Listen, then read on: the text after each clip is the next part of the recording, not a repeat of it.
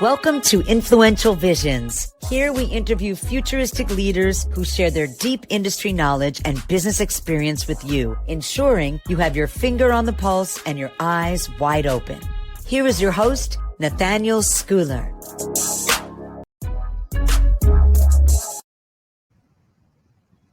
Wow. Well, today I am privileged to be joined by Anna Maria Kochanska, and she is a remote working pioneer who started working remotely long before COVID happened and was the first person in her company back then to do that. And since 2017, she's been a full-time nomad, traveling to more than 40 countries. She's also a self-taught polyglot with 7 languages under her belt, which is pretty amazing, really. And in addition to this, she consults on remote and cross-cultural skills. And Anna promotes digital nomadism and talks about the impact remote work has on local populations, which I'm actually very interested in. And additionally, she advises destinations and organizations on how to attract location-independent professionals and boost emerging nomad destinations. Her work's been featured in various international media outlets, including in Croatia, Cape Verde, Slovenia, Romania, and Spain.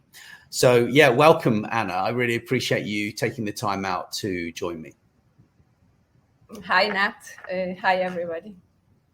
Yeah, so I've got a few questions here for you, and we're going to just kind of have a really informal conversation around remote working and the kind of digital nomad space, because I know you know a lot about that. You're present at a lot of events, and you're really quite highly involved in that scene. So the first question I have is remote work just a change of workplace, or rather reinventing the way that we work? Yeah, and that's a very good question because the current discussion in the space about remote work is a lot about should we go back to the office or should we go remotely, or maybe we can decide it, so let's compromise and do hybrid, right? But it basically focus all the time on the space, where we are doing. And I think we are really missing here the main point. That because to work remotely, the space is actually for me just the consequence. So this is not the real change. Because once you can work remotely effectively, then you can work anywhere, right? It can be in the office, it can be in coffee if that's best for you, it can be in co-working, it can be at home. But the real thing is that remote work, it's actually a part of digital transformation. And that means that we need first to change the mindset of everybody involved. That means managers in the company, people. If you have your own business, then you actually need to establish, I would say, different way of working with your clients, right? So first is mindset, then often processes. Because the processes that we have, usually they were designed to work in an office, the way how we communicate, how we train people, how we motivate them, right? Or even management, right? How do you lead the team, right? So most of the time that involves being and seeing people. We don't have actually the process to do that remotely. Most companies don't have that, the companies that haven't worked like that before COVID happened. And the first thing is the tools. Sometimes some companies don't even have the right tools in place, right, to implement that. Depends, because really depends on the company, depends where they were before COVID pushed us to do that. But I don't see that this is basically understood widely, and I think that's why we are having this conversation. Remote work is not even effective sometimes. That's a lot of people claim that you still need to be in the office, because otherwise, how do you build the culture? A lot of managers, they don't know how to motivate or how to engage, how to help people, right? Or how to even manage the team if they are not in the office. So all that is just easier for companies to say, okay, let's go back to the office. But I think this comes from the place that we don't really understand the change that's happening when you go to work fully remote from the office. Absolutely. I think that, I've worked remotely for the last, 10 years, I suppose, maybe 12 years. So, I'm kind of no stranger to that. And, most of the people that I know, obviously, because I work remotely, most of them work remotely. Obviously, some of them work for most work for a lot of tech companies. So they're kind of used to, embracing new technologies, right? But yeah, I mean, there's this whole massive thing of, you must return to the office. Like there's this whole thing about that. And it's like, well, hold on a minute. Like we're trying to push like a green agenda here. We're trying to push that, and we're trying to reduce carbon emissions. We're trying to reduce basically the issues that we have with the environment and things. And it's like, but we don't want our employees to work remotely. And I find it quite strange. I find it quite weird. And I mean, certainly in the UK, I know a little bit about that, and a lot of the investments that are into office buildings, they will need to change. I mean, eventually a lot of people already have just said, well, I don't want to work from an office. So I've seen like a trend in office blocks that are, they're getting rid of their offices. I mean, IBM have been doing that for a long time. They've just been selling off the properties, certainly in the UK, like entire office, entire parks, right? Like business parks. They've just sold them off to smaller businesses. So I think there needs to be an evolution, but I think it could be called a revolution, really, when, people need to provide more for housing for people who can't afford houses. And these sorts of challenges, in my opinion, can be solved by more remote working and not less. But I've got another question here for you. So in-person and hybrid work promoters claim that remote work is not efficient enough, and there are times people need to be in the office. Do you think remote work is more or less productive? Yeah, so that would depend on the situation, really. Because first we need to remember that for many people, being in the office was not necessarily as productive, right? Like, for instance, introverted people or people that need to be very focused, and then they had to work in open space. So it was just because the way it was, but it doesn't mean that was the best environment for them. So for those people, like now that they have a possibility to work from home, or they can arrange the office how it works for them, their own office, then actually for a lot of those people, and myself, I feel included, I'm more productive because I can focus, nobody disturbs me, right? There is not unnecessary disruptions. So for lots of situations it is. But then, for instance, there are situations where maybe you see something is new, right? Like one situation that can be challenging if that's, for instance, you are starting a new job. Maybe you have a changing career or industry, and now you would need to have that training and that transition at home alone, right? If you are not going to home. So that, for instance, can be possibly more challenging than you being surrounded by a team in an office, right? Because you will need to be more independent from the beginning. And that can be actually applied to any situation where something will be either completely new or a big change. Like maybe if you are like very early in your career, right? There are people right now, they just ended the university and that's like their first job. So they never really work in a real office. They could benefit possibly from, some sharing knowledge in person with people that are more experienced, maybe like forming a new team or forming a new company. So those kind of situations, it can be possibly a bit more challenging if you have to do that like alone and at the same time like build something together with people that are actually in different parts of the world.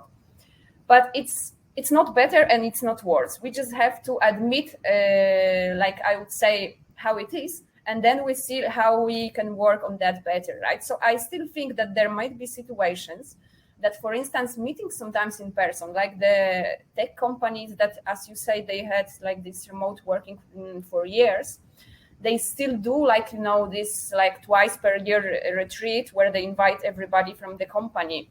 There can be like special, for instance, I don't know if it's not called retreat, but let's say like meeting where, for instance, you are launching a new product, right? And maybe it's beneficial for the team to be for 1 week together, right?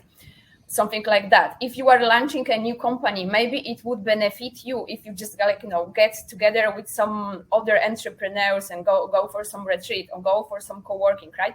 And then work in that focused space with those few people for a limited number of time. But I think those situations, they are really very specific, and they are not even so many. I would say that maybe also it would be like, if it's completely a new job, then I think it might be worth like to go first to meet the team, maybe to meet your manager, or to meet maybe your most important client, like once in person, right?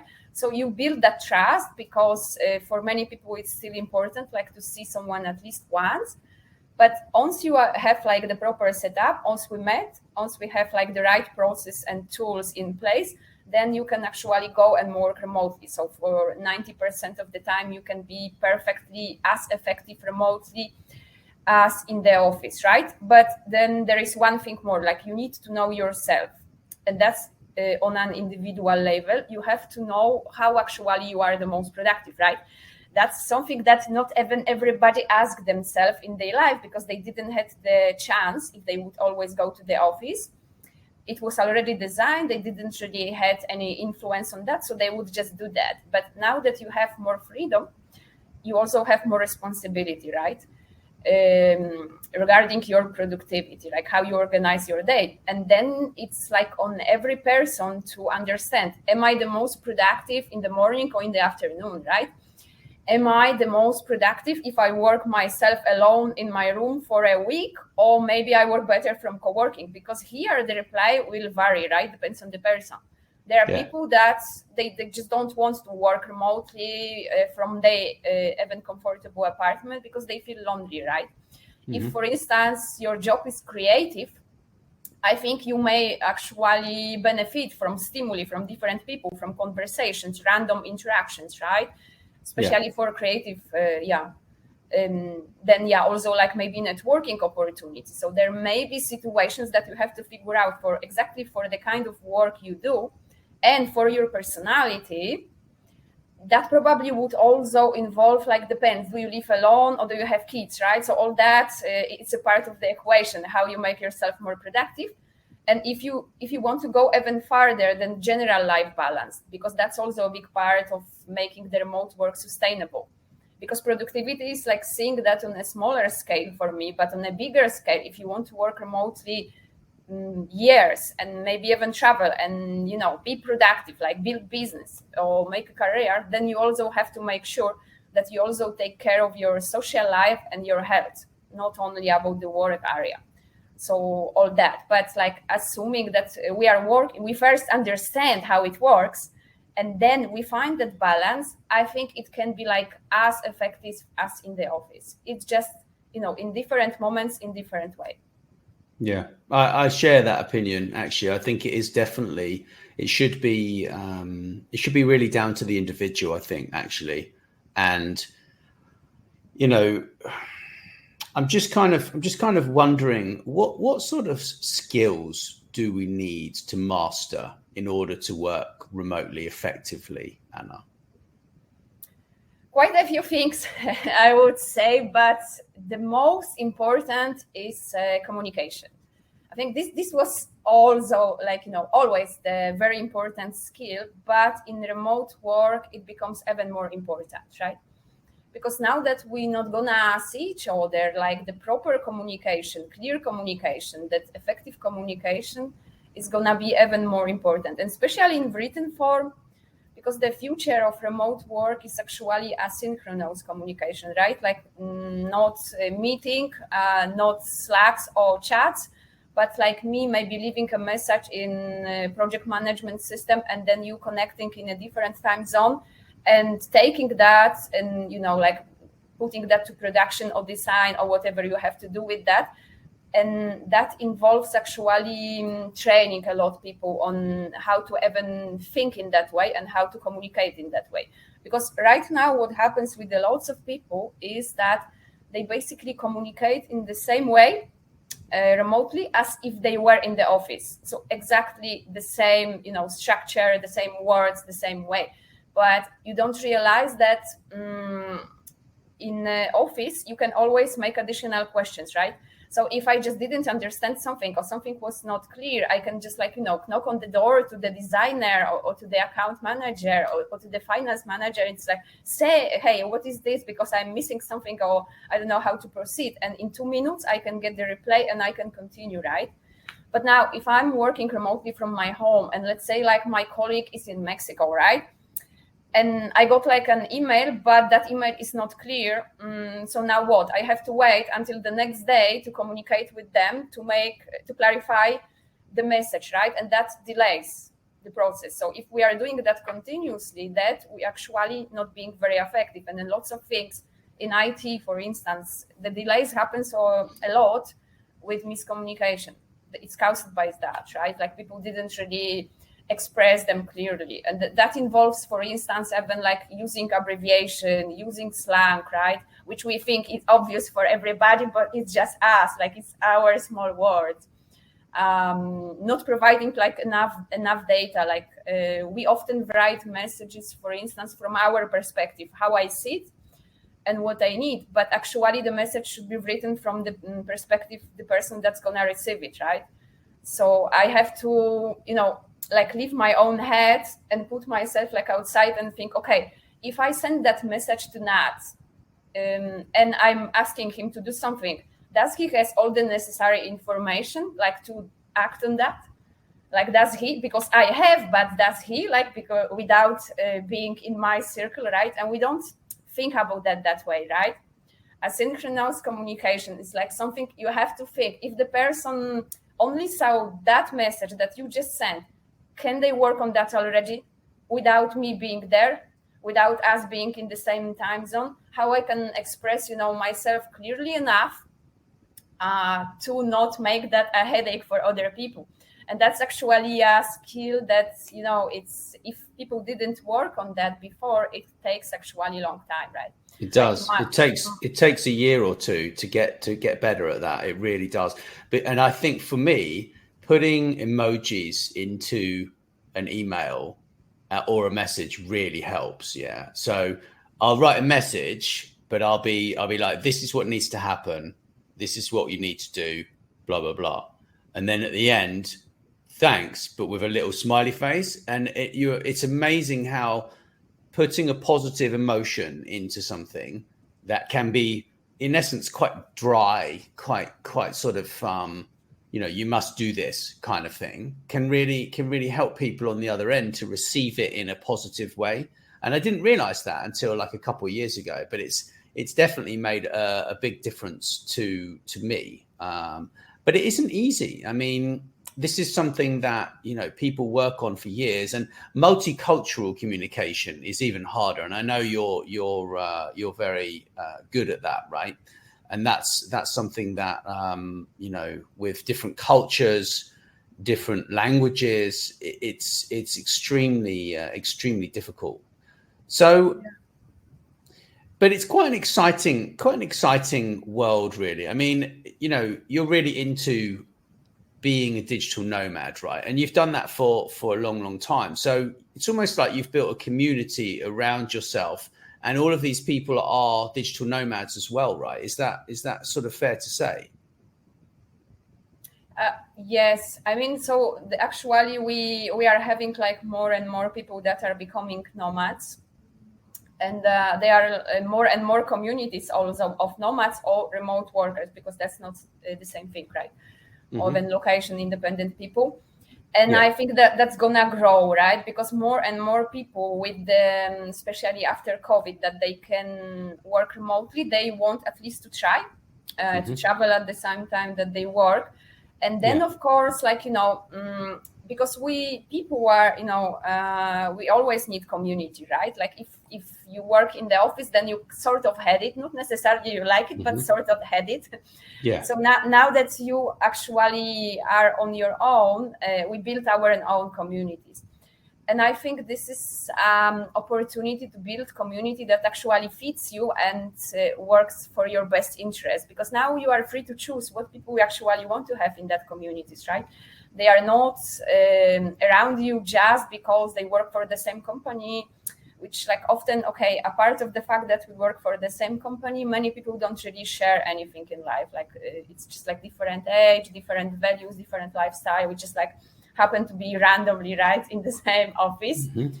But in nomad communities, I think we have like, shared values like though. So all of us wants to travel, for instance, all of us wants to experience more life. Many people want to have like their own business. So they are always learning skills like how to make that happen. And we also, all of us like, need to take care, for instance, about our health, right? Because we need to build also like some routines, like how do we work out, how do we eat properly when we travel, right? So all that like bring us together, and we can actually help each other. So that ecosystem, like when you are living in office, because there is also a lot of talk about remote work being lonely. But I think if someone is working remotely and feels lonely, it's because they are doing it wrong, okay? It's not the definition of remote work that you are lonely. You just need to rethink your life and take the responsibility for that. Like, that part, which was like productivity and your social life that maybe to some extent was organized by, by your boss or by your company.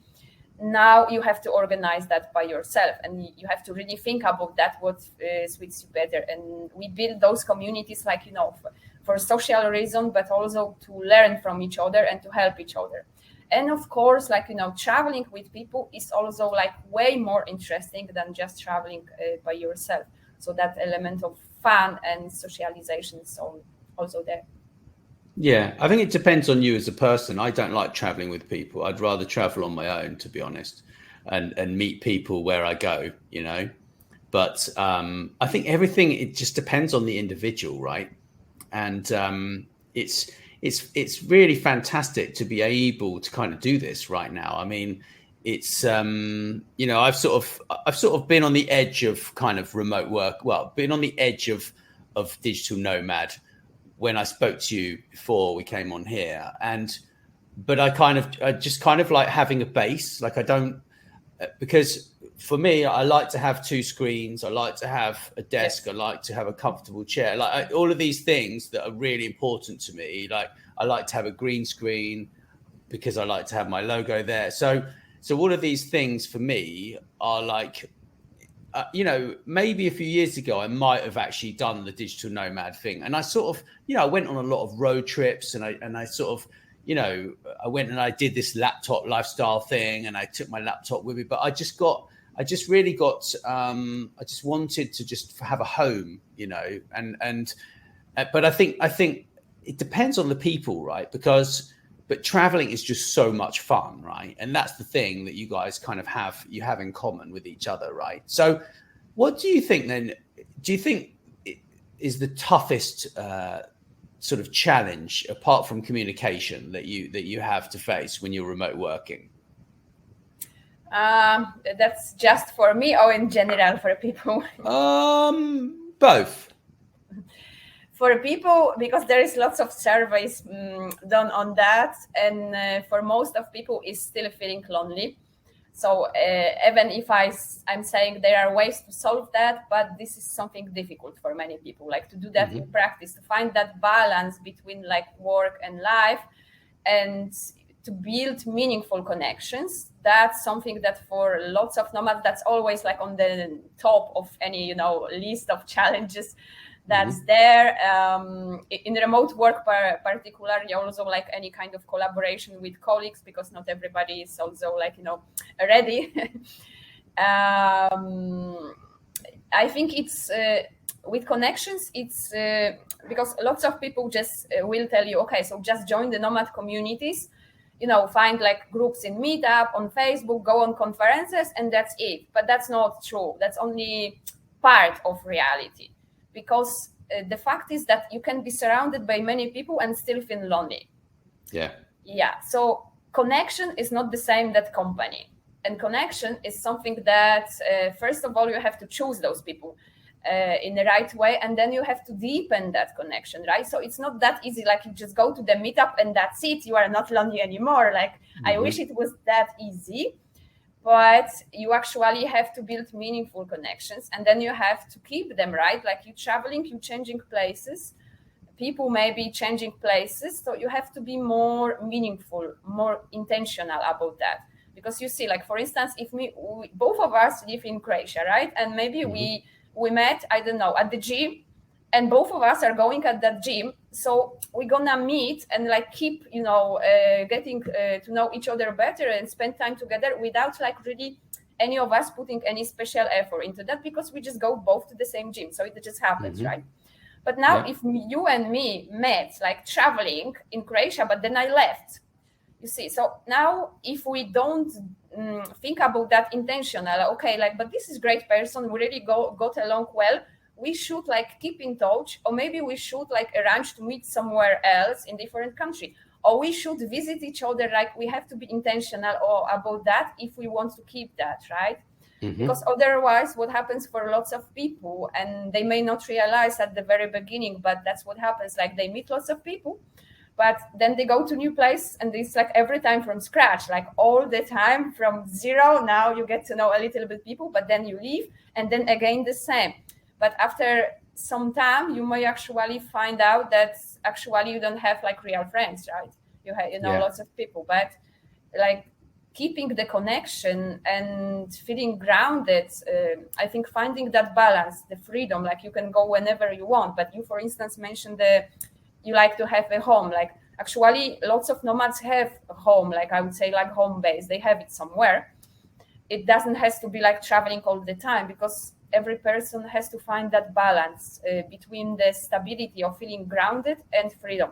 And that balance is not in the same place for all of us. Like maybe I need more freedom and maybe you need more stability. We don't know, but everybody has to find out where is that balance. Is it like maybe half, or maybe I need to be like 9 months in one place and travel only 3, or maybe the other way around, right? So finding that balance, I think it's difficult, because you only get that with experience and knowing yourself well.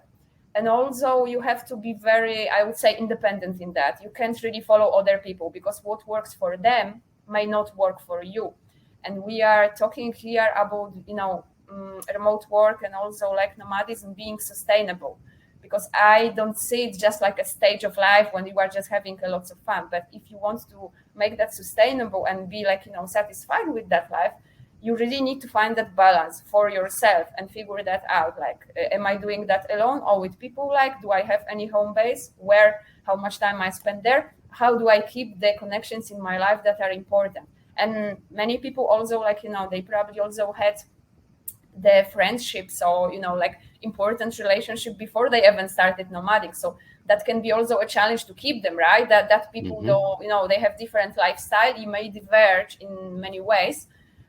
But if you think that that's a person that like builds you up and brings something positive to your life, then you also have to be intentional about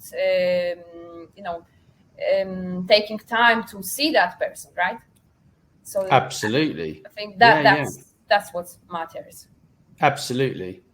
I'm just writing something about this at the moment. It's exactly what I was saying. Like, if you're in a town and you know a few people, you need to go and just say hello to the people that live there, that who are your friends, and they'll really remember it. They'll appreciate it as well. But especially if you've gone and you've flown from somewhere else and you've arrived there, they really appreciate that connection, So everything you said is really very relevant to remote working and also to traveling and working.